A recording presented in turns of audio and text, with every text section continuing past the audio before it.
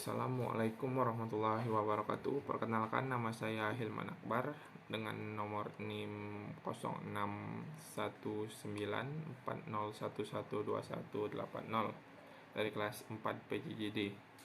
Di sini saya akan menjelaskan tentang software QuantumGIS dan MapServer guna memenuhi persyaratan di mata kuliah Pengantar GIS and Line Dex Development Teknik Sipil Perancangan Jalan dan Jembatan Politeknik Negeri Sriwijaya Palembang. Yang pertama, saya akan menjelaskan tentang sejarah software QuantumGIS dan MapServer. Sejarah software QuantumGIS. Nah, QuantumGIS ini merupakan software pengolahan data spasial terbuka open source.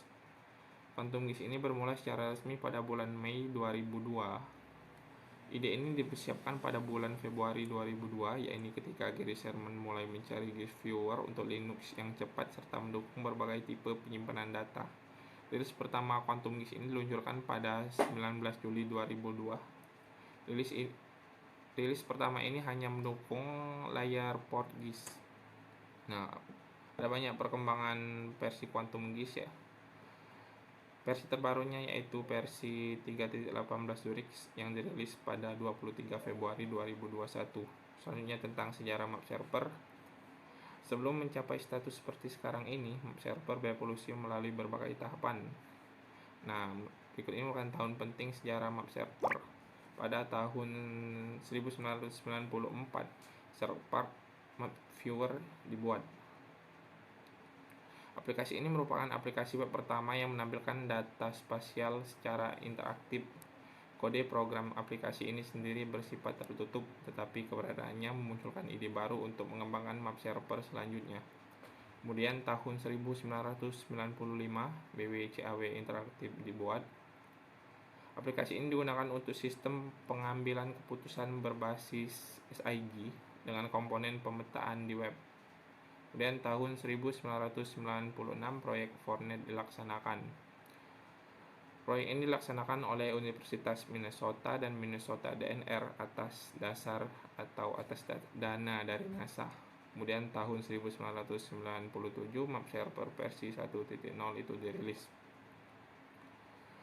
Versi terbaru MapServer ini sendiri yaitu MapServer versi 7.6 yang dirilis pada bulan Mei 2020. Jenis data yang bisa diolah menggunakan QuantumGIS dan MapServer. Nah, jenis data yang bisa diolah oleh QuantumGIS dan MapServer yaitu data spasial.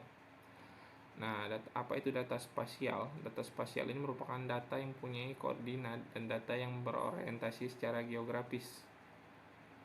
Data spasial ini dibagi lagi menjadi dua macam, yaitu data vektor dan data raster. Apa itu data vektor? Data vektor ini merupakan bentuk bumi yang dipresentasikan ke dalam kumpulan garis, area atau daerah yang dibatasi oleh garis yang berawal dan berakhir pada titik yang sama.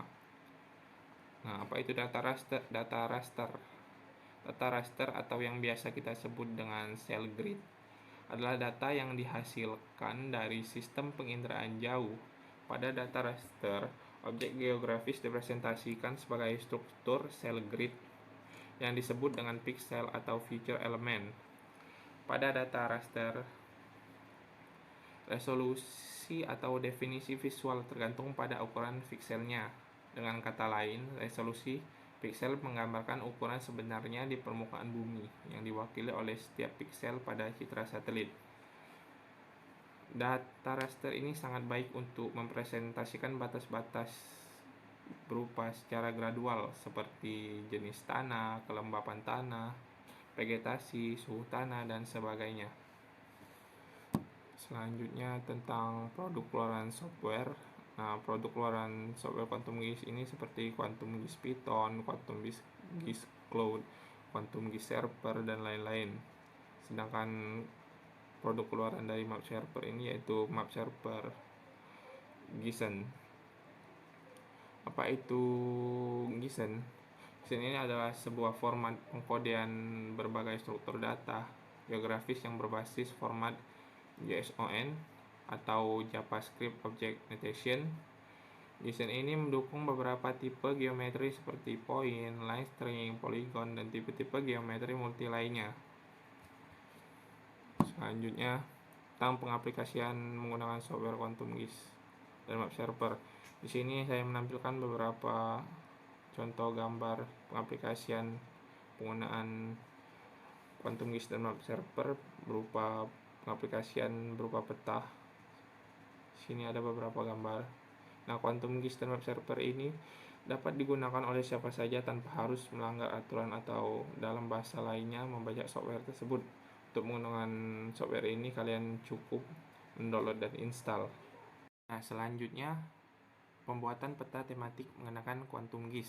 Nah, peta tematik itu adalah peta yang menyajikan tema tertentu dan untuk kepentingan tertentu, seperti line status, penduduk, transportasi, dan lain-lain.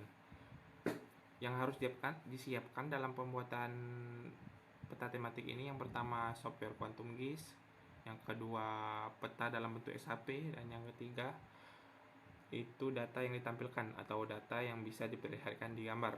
Nah, langkah-langkahnya itu sudah tercantum di gambar ini. Nah, langkah-langkah pembuatan peta tematik itu sendiri, yang pertama yaitu buka Quantum GIS, yang kedua buka peta dari file SHP, dan yang ketiga pilih OK jika muncul form seperti gambar 3 atau gambar kanan atas ini. Nah, setelah muncul peta seperti gambar 4 ini, pilih tombol tambah layer teks dengan pembatas yang terletak di samping kiri. Setelah selesai, pilih navigasi untuk mengimport data yang ditampilkan ke dalam peta tematik. Nah, gambar tengah bawah itu merupakan proses pengimportan data. Nah, setelah navigasi ini selesai, pilih kolom X dan kolom Y yang sesuai data, kemudian pilih OK. Lanjut. Nah, bila muncul form seperti gambar 7 ini atau gambar kiri atas ini, pilih OK. Selanjutnya, bila data berhasil diimport, akan muncul seperti gambar 8, yaitu gambar peta ini. Selanjutnya, klik kanan pada layar peta lalu pilih properti. Nah, properti yang kita buat sebelumnya, kemudian akan keluar form seperti gambar 9, seperti gambar 9 yang warna-warna ini, atau gambar kanan atas. Dan selanjutnya pilih menu gabung, lalu pilih tanda tambah yang berwarna hijau. Kemudian akan muncul form seperti gambar 10 atau gambar kiri bawah. Isikan nilai field digabung dan nilai field target. Nah, atau nilai tersebut sesuai dengan nilai yang dapat menghubungkan antara data SHP dan data yang akan tampil pada peta tematik. Nah, pilih data yang akan tampilkan menggunakan checkbox T2011, kemudian pilih OK. Selanjutnya, jika berhasil akan muncul baris baru seperti pada gambar 11. Baris kosong. Dan pilih menu style, kemudian pilih graduate. Pada field column isikan data yang akan ditampilkan, kemudian pilih klasifikasi hingga muncul batas interval dan warna. Jika sudah selesai, pilih OK.